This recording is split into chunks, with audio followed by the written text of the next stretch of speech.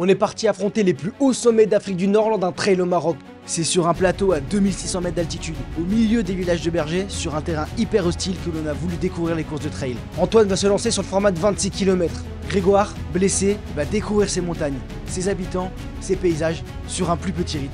Alors, entre voyage, découverte, acclimatation et compétition, embarque avec nous dans l'Atlas marocain. Les amis, on a bien arrivé à Oukaï Mendel, le premier camp de base du coup de notre trail au Maroc. On est déjà à 2600 mètres d'altitude et du coup c'est ici que tout le camp de base de ce trail est en place, avec derrière moi les tentes, les montagnes. Là-bas les sommets ça se voit peut-être pas, mais on est déjà à plus de 3000 mètres d'altitude, c'est juste incroyable. Et l'idée c'est qu'on vous emmène en immersion dans toute notre course de trail, parce que moi dimanche je cours le 26 km. Ça va être un trail de 26 km, 1400 mètres de dénivelé, ça va être très dur. Mais vous savez que je prépare la Saint-Élion en fin d'année, donc c'est la meilleure préparation possible, surtout avec l'altitude. Et regardez, on loge. On loge juste ici, c'est le CAF, donc le club alpin français de Oukaï Mendel. Notre chambre elle est au 2e étage. Et c'est un dortoir de 4 personnes. Parce que l'organisation, c'est vraiment, on dort à 2600 mètres et tous les participants dorment ici. On est environ un peu plus de 500 sur 4 courses, comme on l'a dit, 105 km, 42, 26, 12. Et c'est des trails qui partent dans les montagnes. Et du coup, tout le monde est logé là-dedans ou dans les tentes. Les concurrents qui ne sont pas gérés comme les bénévoles. Nous, on est avec les bénévoles et les athlètes élites. On est logé là-haut. Et voilà l'entrée du club alpin français.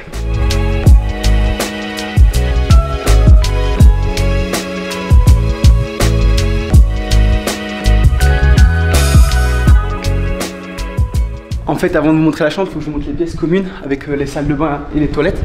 La salle de bain homme, derrière la salle de bain femme.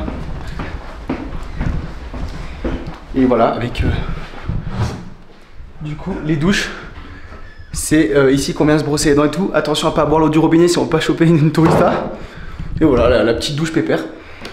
Donc voilà, c'est vraiment un club alpin d'altitude. C'est vraiment le strict nécessaire, mais c'est ce qui fait aussi la beauté de la course et de l'événement.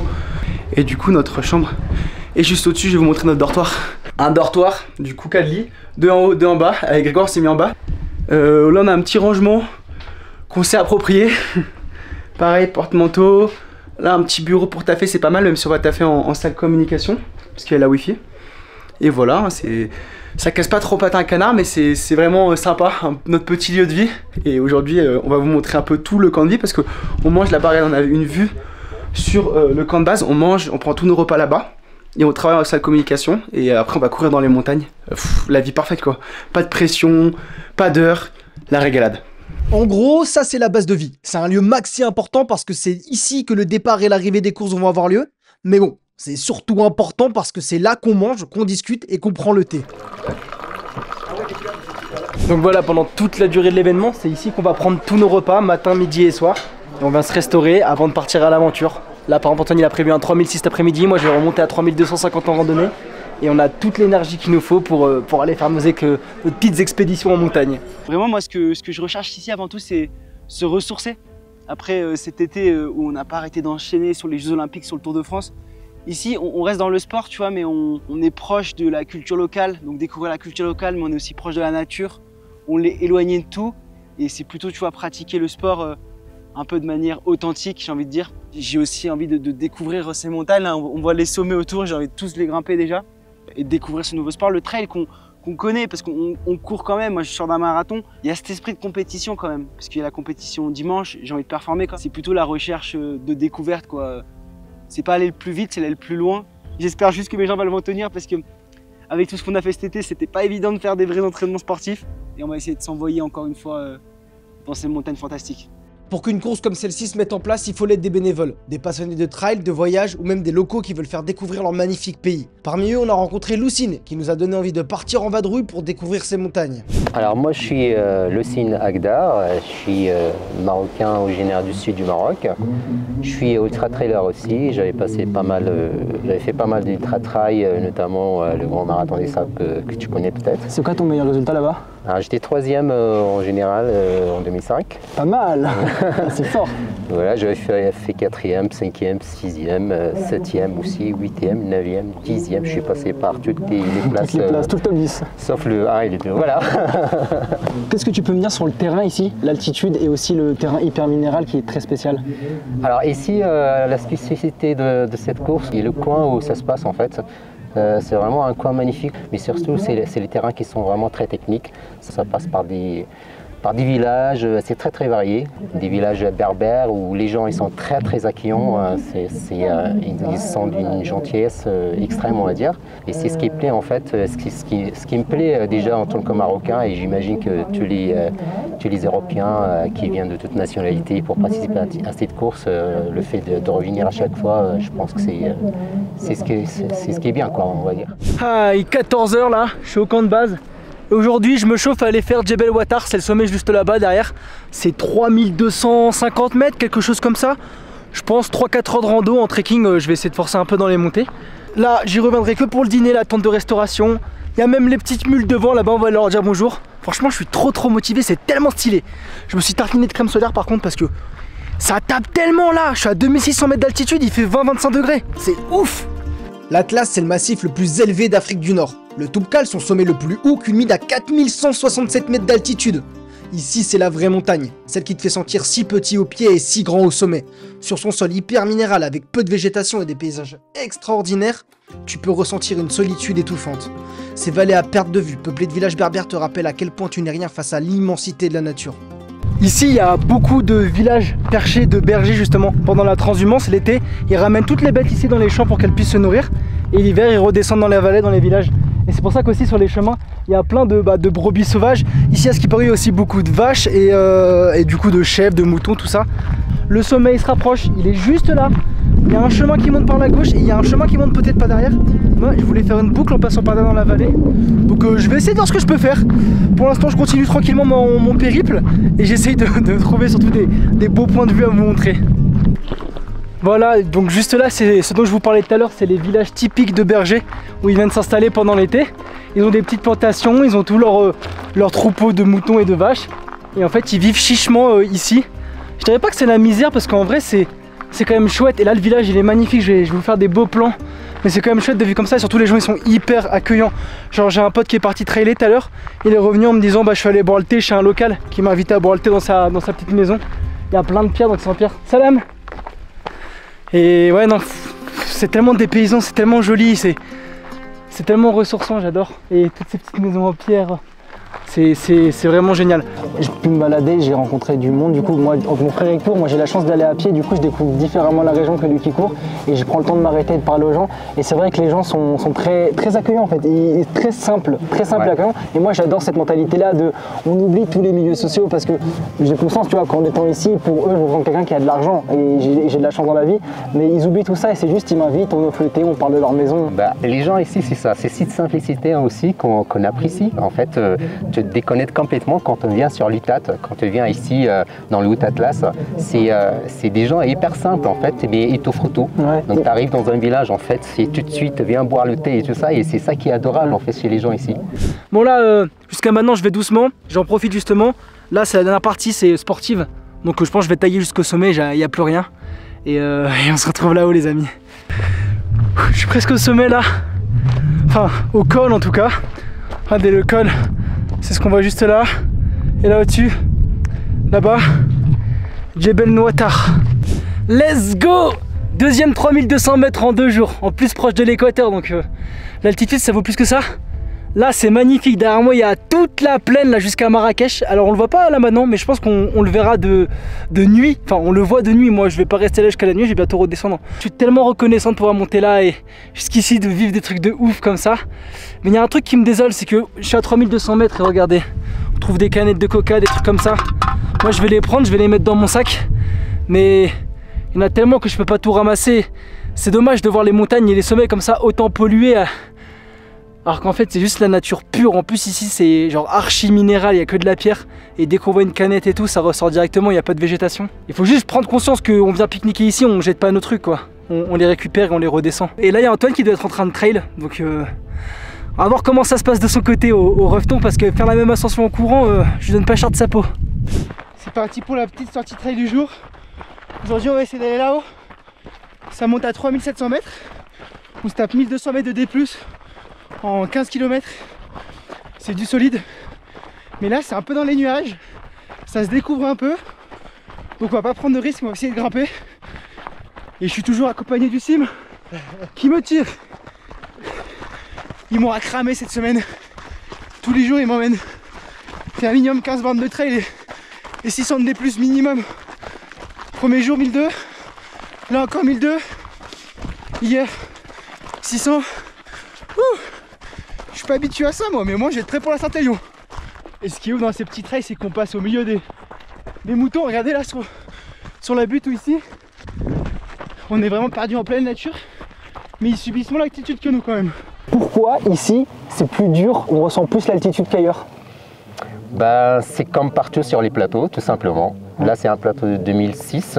Quand on vient d'une ville où on monte un peu plus en altitude, on a du mal en général. Il faut un minimum de 3 jours pour s'acclimater.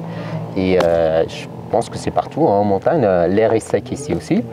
Parce qu'on est plus proche de l'équateur, c'est ça? Voilà, exactement ça. Mais il n'y a rien d'expliqué. Hein. De toute façon, il faut s'habituer. Première pause, le Sim, il a des pics dans les chaussures. Explique, c'est quoi ces pics là? Mais en fait, c'est des plantes, je sais plus le nom, mais en gros c'est rempli. C'est ça là. C'est vraiment comme des cactus et si tu mets ta main dessus ou ton pied, ça passe à travers le tissu des chaussures. Voilà, t'as le pied, c'est comme un hérisson qui te pique. Regardez, on a quitté le chemin de 4x4 là-bas en face et on a rejoint donc le chemin là qui traverse pour monter là-haut. C'est un peu couvert, mais ça souffle dans ce sens et ça se découvre. Donc on va pas prendre de risque, faut jamais prendre de risque en montagne, mais on monte et si on voit qu'il y a trop de nuages, on redescend. Quand vous sortez en montagne comme ça en exploration, toujours être équipé. Là moi je suis tout équipé, la Scott ils m'ont filé un matos de ouf. J'ai le sifflet, j'ai les courdes, j'ai à manger, la lampe torche, le kawaii. Donc toujours sortir équipé, pas faire les fois en montagne. Petit indice aussi en montagne pour se repérer, les cairns. Quand on voit des cailloux empilés comme ça veut dire qu'on est sur le bon chemin. Et la tradition normalement elle veut qu'on rajoute un caillou pour que celui d'après il sache que c'est le bon chemin. Donc a priori on n'est pas perdu, de toute façon on a la trace. Et on continue d'avancer. Et lui il fait son Instagrammeur.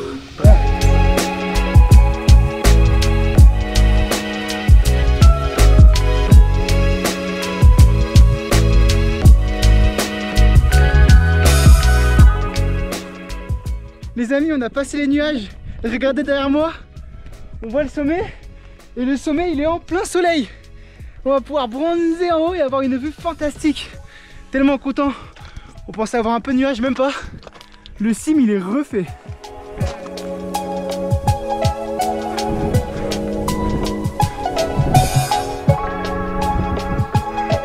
On se fait des plans vidéo où on court. On est soufflé. 3006 quasiment, ça fait drôle. Hein. C'est pas quand même à 1000 mètres. C'est Mars en fait. C'est Mars. Une planète Mars. On est sur Mars et regardez la mer de nuages à laquelle on a le droit. Et tout là-bas au fond, c'est le Toubkal. C'est là où on va dans 2 jours. Encore plus haut. Mais là c'était quand même pas mal technique, hein. Regardez le chantier. On a traversé tout là, toute la crête comme ça là, pour arriver ici. C'est juste, enfin, voilà, la régalade. Du coup on a fini le run et là on est avec tous les athlètes élites et c'est l'heure du shooting photo face au mont Toubkal. Du coup on suit les ordres, on monte et on descend comme des robots pour les photos. C'est bon, j'ai rejoint Antoine, Simon et là il y a le shooting photo derrière. Toi t'as eu ta photo, moi j'ai pas encore ma photo. Je te jure, j'ai la mettre sur Instagram et je vais avoir plein d'abonnés. Moi j'aurais bien avoir ma photo aussi, faudrait que je la demande. Mais je suis pas élite quoi et je suis blessé, je fais que des randos donc c'est un peu nul. Mais là il y a que des gros cuisseaux, les 3 quarts ils sont rincés. Bah mec, c'est une excuse. Bah c'est pas une excuse hein. Là j'essaie de courir, j'ai trop mal les gars.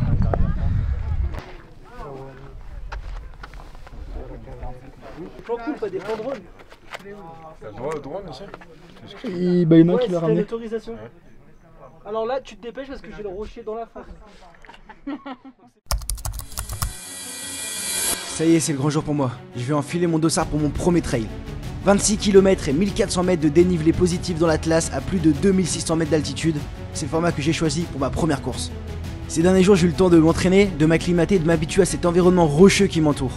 Et pendant que les coureurs de la veille arrivent, pour moi il s'agit des derniers préparatifs. Comment tu te sens frérot ce matin? Bah je te dis, détendu. De toute façon les kilomètres je les ai fait cette semaine en course à pied. Là la course c'est la petite montée que je connais très bien au départ. T'arrives en haut 5 bornes, t'as une descente. Le col, la descente c'est la descente qu'on a fait l'autre jour ensemble. Ça. La descente ça va pas trop mal parce que on a vu avec Simon que finalement je descendais pas trop mal donc ça va le faire. Et après tu as plus de montée de 900 mètres donc ça revient un peu à ce qu'on a fait les ascensions en sommet en altitude. Faut pas trop se cramer au départ parce que on part avec des Marocains qui font moins de 30 minutes au 10K donc va falloir faire gaffe, pas trop se cramer. Pas les suivre. La descente, essayer de. Ça va être chiant s'il y a trop de monde mais je pense pas qu'il y aura trop de monde. Donc essayer d'être quand même bien placé. Et après, ravito en bas, dernière montée et c'est fini quoi. Donc ça va aller vite dans la longueur, tu vois. Je pense que ça va mettre combien de temps là? 2, 3 heures, 3 heures? Mon objectif c'est de faire moins de 3 heures. Même si aujourd'hui on fait des vidéos, on fait moins de sport qu'avant. On a été élevé dans la compète depuis qu'on est gamin, tu le sais, avec le jeu d'échecs, ensuite avec le vélo. Donc même si je prends le départ d'un trail, c'est mon premier trail et tout, j'y vais pas pour épiler les kiwis, je vais me mettre à bloc. Et ce qui est bien sur le trail, c'est que tu te bats pas forcément contre les autres, tu te bats contre toi-même.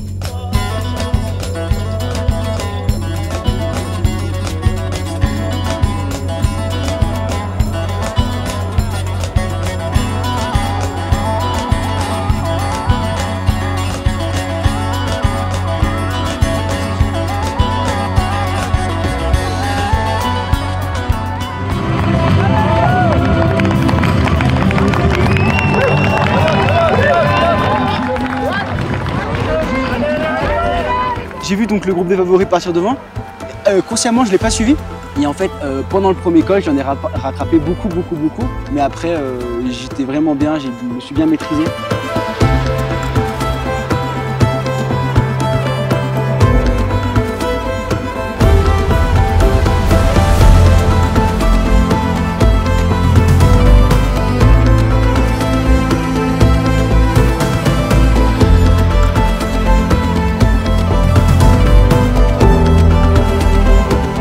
La descente, je suis tombé dedans, un peu casse-pattes, rien de grave, mais ouais, ça manque de technique. On sent que c'est mon premier trail, mon premier dossard trail et ma première semaine de trail en montagne. Et ensuite, on la descente sur la route, elle a fait un peu mal aux pattes, mais je l'ai bien descendu, à tel point que dans la dernière montée, j'ai fait un super pied de montée, j'ai rattrapé pas mal de monde et je me suis replacé 6e. Ceux que j'ai rattrapés, ils étaient morts. Donc je me suis dit, bon, ça, j'ai fait ma course. Mais à un moment, je pouvais plus courir, quoi. C'est tellement pentu, t'es tellement haut en altitude que tu es obligé de marcher et tu souffres. Ça fait genre un peu plus de 2 heures, mais à peine plus de 2 heures qu'ils sont partis, il y a déjà le premier arrivant qui arrive. C'est forcément un Marocain d'ici, les mecs qui galopent, ils connaissent le terrain par cœur, l'altitude ça leur pose pas de problème. Mais c'est fort hein, parce qu'il y a quand même 1400 de D+ pour 26 bornes. Hein. Et Antoine, je sais toujours pas où il en est, c'est un peu le flou et j'espère qu'il va pas trop tarder quand même quoi.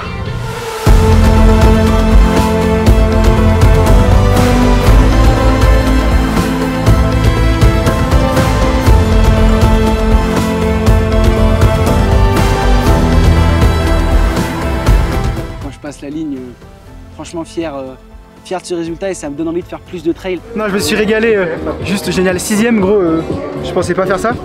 Et expérience de dingue et comme j'ai dit, enfin je suis fan de sport, genre moi faut pas me montrer ça, après je deviens geek, vous allez pas me voir, hein, j'arrête les réseaux, je m'enferme à la montagne. Hein. Vous me retrouvez dans le Beaufort à bouffer du fromage et aller courir des sommets. Hein. Mec, il t'est arrivé quoi là? Je suis tombé dans la descente, c'est le premier col, je passe avec Mathis qui est une belle référence, il filme notamment sur l'UTMB et tout, donc c'est les gars qui courent pour que vous ayez les images en direct. Ouais, ça se voit que c'est mon premier trail quoi. Et à l'expérience il t'a filmé quoi. Mais c'est pas l'expérience, c'est la technique, c'est pas l'expérience. Déjà t'étais nul en descente. Non mais je suis pas nul pour des premiers trails, mais c'est que les mecs ils sont trop forts quoi. Ouais. 6e mec, 2e non marocain je crois. 2e non marocain je crois, ouais, derrière le Corse là. Ouais, Jordan, je crois. Je suis premier français, ouais, 2e français. Mais non, Corse. Mais Corse pas français. Donnez l'indépendance à la Corse, je suis premier français, ouais. Corse indépendante. Je rigole. Ouais, j'ai déjà pris un dossard pour la semaine prochaine, je prépare la Saint-Élion avec Scott. Donc trop hâte de faire tous ces challenges de trail. Et franchement, ça m'a vraiment donné envie de repartir comme ça à l'aventure en trail. Voilà, c'est la fin de notre premier trail, mais le début d'une belle histoire avec un nouveau sport. Je suis archi fier d'Antoine et de son résultat super encourageant. J'espère qu'il va nous représenter comme il se doit sur notre prochain objectif, la Saint-Élion. 82 km de trail de nuit en plein hiver. Je sais que ça va être terrible, mais j'ai confiance en lui. En attendant, pas le temps de se reposer. On va rester au Maroc pour aller gravir la plus haute montagne d'Afrique, le Mont Toubkal et ses 4167 mètres de hauteur. Pour ne pas rater notre prochain défi, notre premier sommet à plus de 4000 mètres d'altitude, abonne-toi Gazier. Et surtout, n'oublie pas de nous dire ce que tu as pensé de la vidéo dans les commentaires. À la semaine prochaine les Gaziers.